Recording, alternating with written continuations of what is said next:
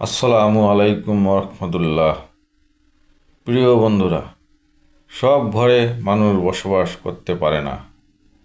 কিছু ঘর থাকে যে মানুষের জন্য খুবই খারাপ হয়ে যায়। সেরকমই একটা কবর।